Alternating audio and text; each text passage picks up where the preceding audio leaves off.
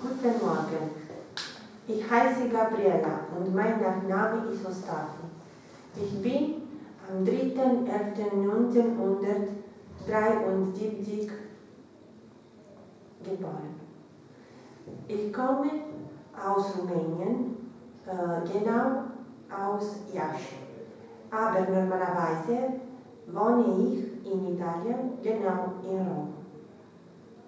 Ich bin Krankenpflegerin vom Beruf.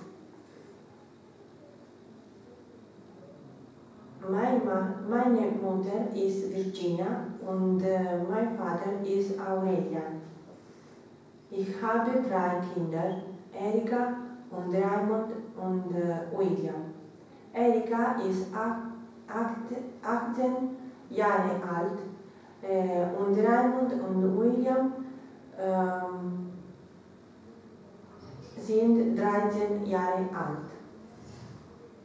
Ich spreche Rumänisch als Muttersprache und Italienisch und ein bisschen Deutsch.